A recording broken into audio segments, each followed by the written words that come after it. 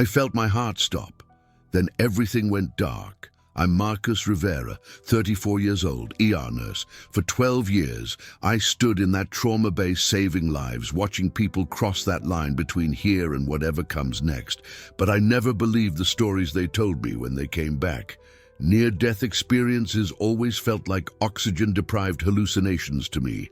Chemical reactions in a dying brain, trying to make sense of the void. Then it happened to me. It was a Tuesday night, 3 in the morning.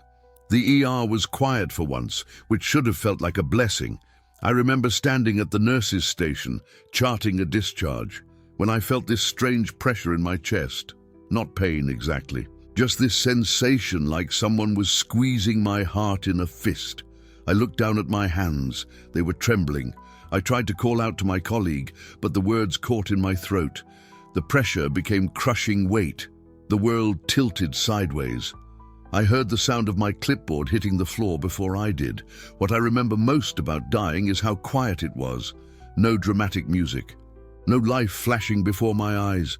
Just this profound sense of surrender, like my body was letting go of something it had been holding for 34 years. My heart stopped at 3:17 in the morning, according to the code team that rushed to save me. Cardiac arrest. Full code. They worked on me for 4 minutes before they got a rhythm back. But those 4 minutes changed everything I thought I knew about life, death, and what Jesus thinks about people like me. Because here's what you need to understand. I'm gay. I grew up in a church that told me that fact alone meant I was destined for hell. That my identity was an abomination, that God could never love someone who felt what I felt, wanted what I wanted, loved who I loved. So I left. I walked away from church, from faith, from the entire concept of God. I built my life around science, medicine, facts I could prove. I told myself I didn't need their God anyway. But what Jesus showed me about LGBTQ souls in those 4 minutes shattered every lie I'd ever been told about heaven, hell, and who gets to stand in the presence of God. The transition happened fast. One moment I was on that cold ER floor, my colleagues doing chest compressions, shouting orders, pushing drugs. The next moment I was somewhere else entirely, not physically. I don't think I had a physical body anymore, but I was somewhere. I was aware. I was more aware than I'd ever been in my entire life. I was moving through darkness, not frightening darkness, not the absence of light. It was darkness that felt almost alive, like it was holding me, carrying me forward. I had no sense of weight, no gravity. I was gliding, floating, being pulled gently towards something I couldn't see yet, but somehow knew was waiting. Then I saw it, the light. I know how that sounds. Every near-death experience story mentions the light. But this wasn't just brightness. This wasn't a lamp or the sun or anything I'd ever seen on Earth. This was light that had texture, dimension, personality. It was gold and white and colors I don't have names for because they don't exist in our visible spectrum. Imagine trying to describe the color blue to someone who's been blind their whole life. That's what I'm doing right now. This light was alive. It was singing.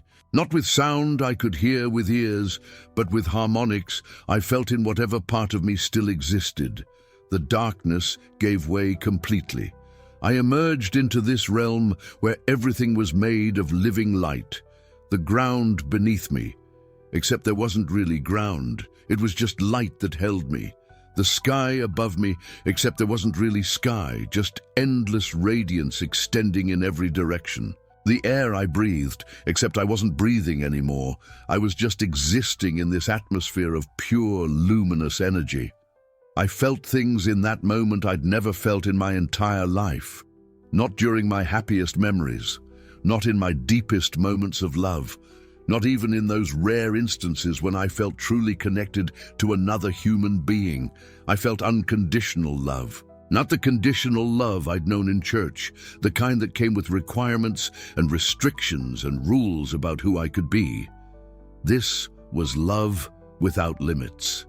Love that knew everything about me, every secret, every shame, every moment of my life, and loved me anyway.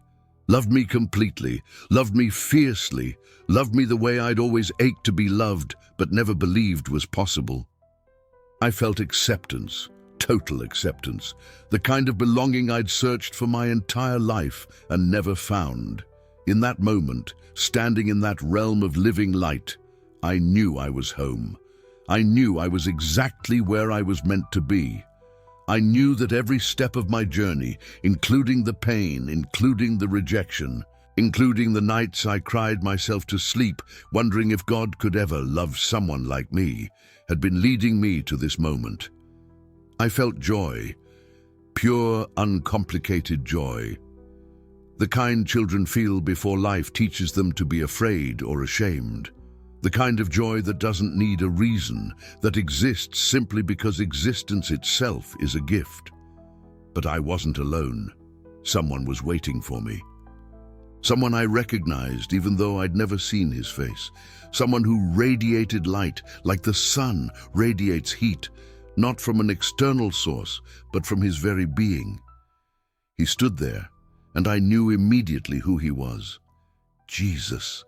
Not the Jesus from church paintings, not the pale European figure in flowing white robes I'd seen in stained glass windows. This Jesus had dark skin, deep brown eyes that held galaxies of compassion, and a smile that dissolved every wall I'd ever built around my heart. He was beautiful in a way that transcended physical appearance. He was beautiful the way truth is beautiful, the way love is beautiful. The way home is beautiful when you've been lost for a very long time. He spoke, and his voice was everything. It was gentle and powerful, warm and clarifying. It felt like being seen for the first time in my entire life. He said my name, Marcus. I didn't know what to say. What do you say to God when you've spent years believing he hated you? What do you say to Jesus when you've been told your entire life that people like you are the reason he died in agony? I felt all my defenses rising, all my hurt, all my anger at a religion that had rejected me, cast me out, told me I was broken and wrong and destined for damnation. But he looked at me with those eyes full of galaxies and said, I've been waiting to show you the truth. The fear started dissolving, not all at once. Slowly, like ice melting in warm water, he radiated safety. He radiated the kind of love I'd given up believing in, the kind that doesn't require you to be someone else first, the kind that meets you exactly where you are and says, you're mine, you always have been. He stepped closer, or maybe I stepped closer. Distance didn't work the same way there. He placed a hand on my shoulder, and the touch went through me like electricity, not painful electricity, healing electricity, the kind that reaches into all the broken places and says, let me show you something. And then he did. Marcus, he said, his voice resonating in whatever space I occupied, I need you to understand something. Your identity isn't what separates you from me. Your identity is what demons have been using to steal from you. I didn't understand. Not yet. But I listened. You've been told lies your entire life, he continued.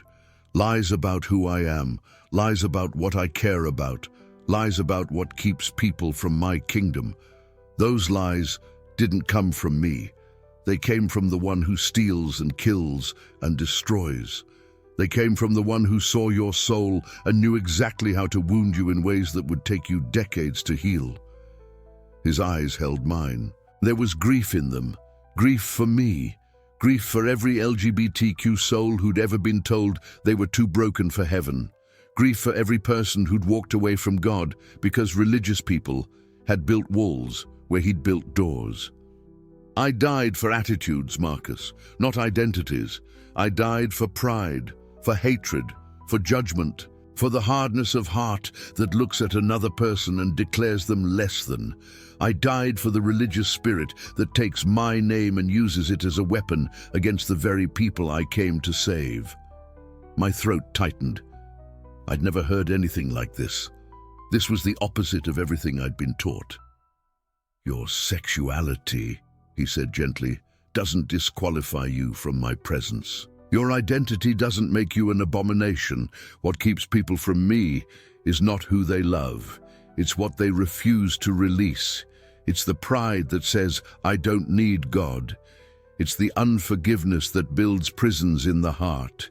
It's the judgment that looks at another soul and says, you're not worthy. He paused, letting the words settle into me. Then he said something that broke me completely. You are my beloved child, Marcus. You always have been, and demons have been stealing from you since the day you were born, using shame as their primary weapon. They convinced you that you were separated from me.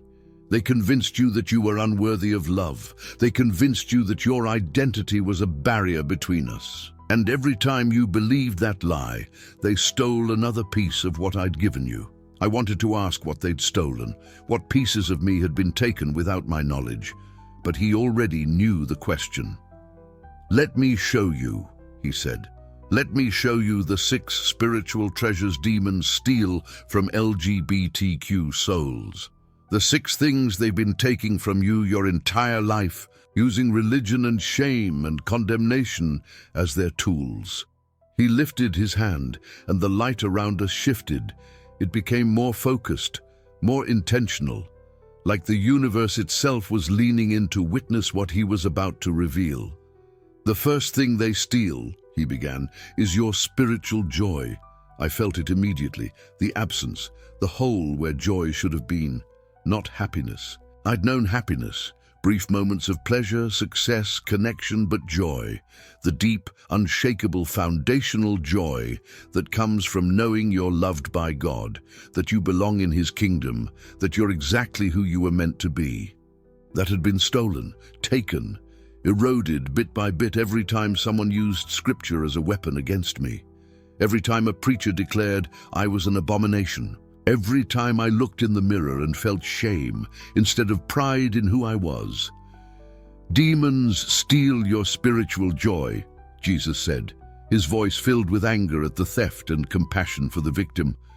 By weaponizing shame, they take the truth of who you are, the identity I gave you, and they twist it into something dark, something wrong, something that separates you from me. And then they watch as that shame eats away at the joy I placed in your spirit before you were even born. He looked at me with such intensity that I felt like he could see every moment I'd ever felt ashamed of myself, every time I'd hidden who I was, every relationship I'd kept secret, every time I'd apologized for existing. And in his eyes, I saw not condemnation, but holy fury at the ones who'd made me feel that way. I came to bring abundant life, Marcus. Life to the full, life that overflows. But you can't experience that abundance when demons have convinced you that your very existence is offensive to me. That's why joy is the first thing they steal. Because without joy, you can't access the fullness of what I died to give you. The words landed like medicine on an open wound. I felt something shifting in me, some ancient lie beginning to crack. But I also felt the weight of everything that had been taken. All the years I'd lived without that joy. All the moments I'd believed the lie that God couldn't love me. But Marcus, he said, and his voice softened, became tender, what's been stolen can be restored. What's been taken can be returned. I didn't bring you here just to show you what you've lost. I brought you here to show you what I'm giving back. I felt it then, a surge of something warm and bright filling the empty places. Joy, real joy. The kind that doesn't depend on circumstances. The kind that exists simply because I exist, because I'm loved, because I'm His. It was overwhelming. It was beautiful. It was the first taste of what restoration feels like, but he wasn't finished. There are 5 more things they've stolen from you, he said. 5 more treasures I need to show you. 5 more weapons demons use against LGBTQ souls to keep them from the abundant life I died to give them. The light around us intensified. I felt the weight of revelation pressing in. I felt the sense that what he was about to show me would change everything, not just for me, for every person who'd ever been told their identity disqualified them from God's love. "What you're about to see," Jesus said, his eyes holding mine with an intensity that felt like standing in front of the sun, "will expose the warfare that's been waged against your soul since before you could speak. You've been living with spiritual theft your entire life, Marcus, and you didn't even know what was being taken." He stepped back, and the realm around us shifted.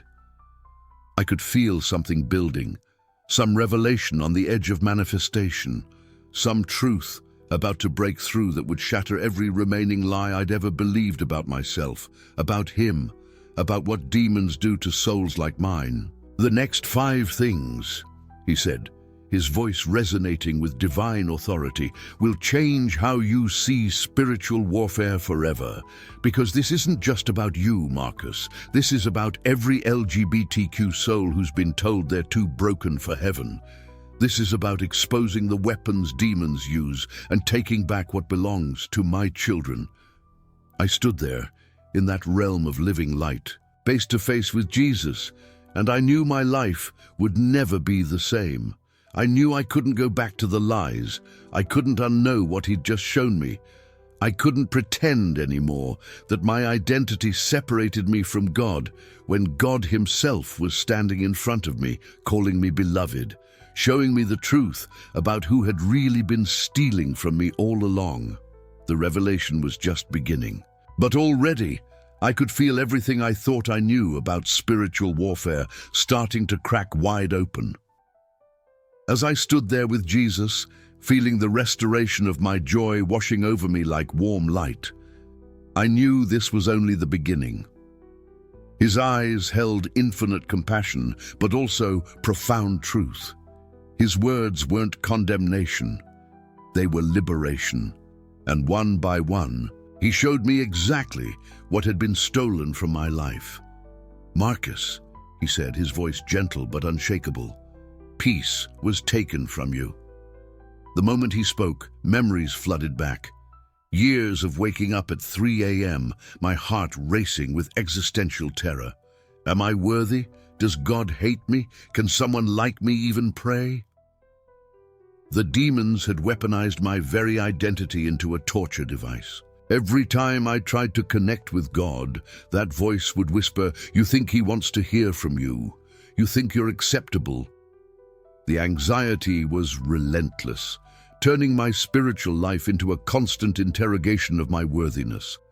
I'd tried everything. I'd prayed harder. I'd attempted to pray away who I was. I'd read every theological argument, desperately searching for permission to exist. But the religious trauma ran deep. Church leaders had told me I was an abomination. Fellow believers said my identity was rebellion against God. The confusion and fear had stolen every ounce of peace I'd ever known. Jesus looked at me with such tenderness, it nearly broke me.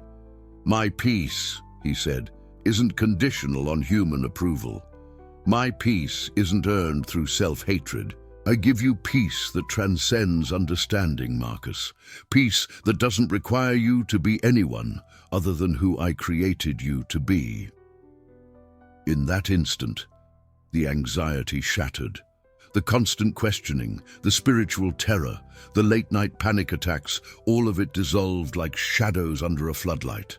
I felt peace, real peace, for the first time in my entire adult life. Not the fragile kind that depends on circumstances, but the unshakable kind that comes from divine assurance. He wasn't asking me to change to deserve his peace. He was giving it freely, unconditionally as I was. But Jesus wasn't finished. "They also stole your purpose, Marcus." That word hit me like a physical blow. Purpose. For years, I'd felt like my life was a cosmic mistake.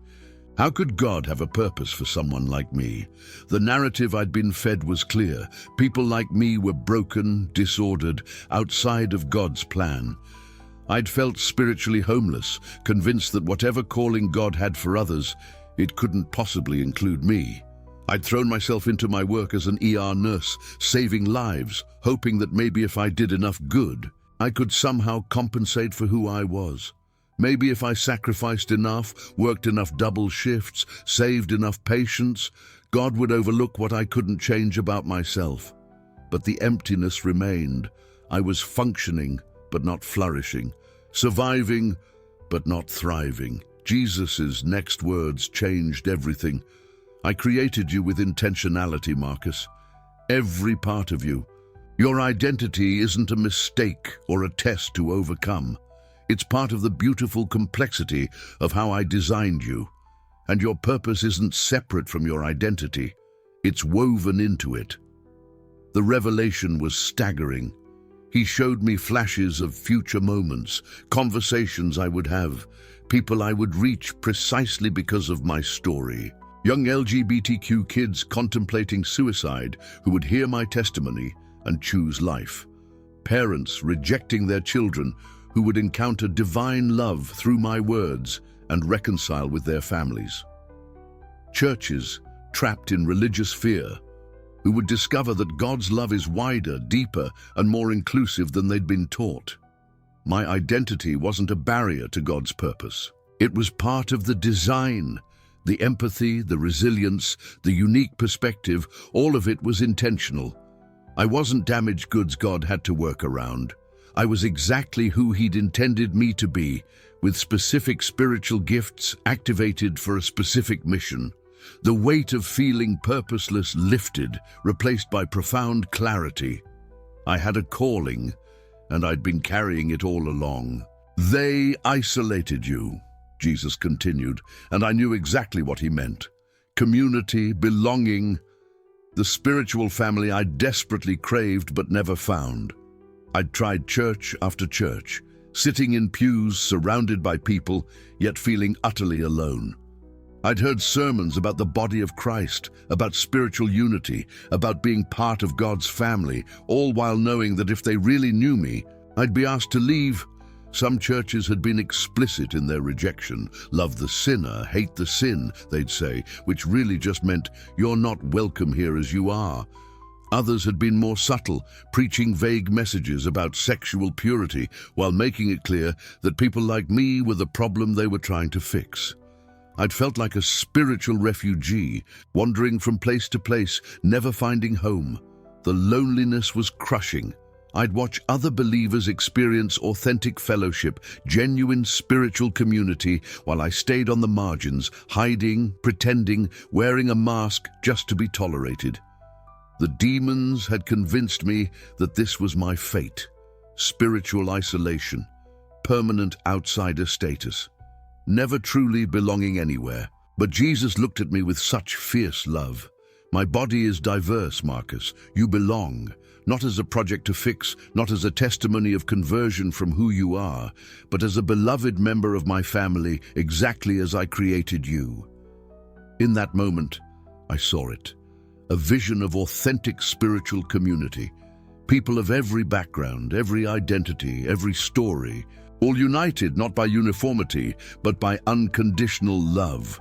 I saw believers who would see me, really see me, and love me not despite who I am, but including who I am. I saw spiritual family that wouldn't ask me to shrink or hide or edit myself to fit their comfort zones. The isolation shattered. I wasn't spiritually homeless anymore. I belonged to a kingdom where diversity isn't tolerated. It's celebrated, where my presence isn't a problem to solve, but a gift to embrace. The demons had lied. I wasn't alone. I'd never been alone. They confused you, Jesus said, and I felt the weight of that truth. For years, I'd been drowning in conflicting religious messages. Some said God loved me unconditionally. Others said He loved me but hated part of me. Some said I needed to change. Others said change was impossible, so I should just stay celibate forever. The theological arguments were endless, contradictory, paralyzing. I'd read books by scholars on both sides. I'd listened to sermons preaching opposite conclusions. I'd studied Greek and Hebrew, desperately trying to find clarity in scripture that religious leaders seemed determined to keep murky. Every denomination had a different answer. Every tradition drew different lines. The confusion was maddening. The demons had weaponized this theological chaos perfectly. They'd turned my faith into an endless maze of doctrinal manipulation, where every answer led to 3 more questions, and certainty was always just out of reach. I'd spent so much energy trying to figure out what God thought of me that I'd barely had time to actually know him. Jesus' clarity cut through it all like a sword through fog. My truth is simple, Marcus. Love me, love others. Everything else is commentary. You've been buried under religious systems built by broken humans trying to control what they don't understand. But my truth is relational, not transactional. Know me, walk with me, let me love you. Let that love overflow to others. That's it, that's the whole thing. The simplicity was revolutionary. All the theological gymnastics, all the doctrinal debates, all the endless arguments about who's in and who's out, none of it mattered. The core was relationship, love God, love people. The confusion dissolved, replaced by beautiful, elegant truth. I had discernment now, the ability to recognize when religious manipulation was happening, when human tradition was being disguised as divine command.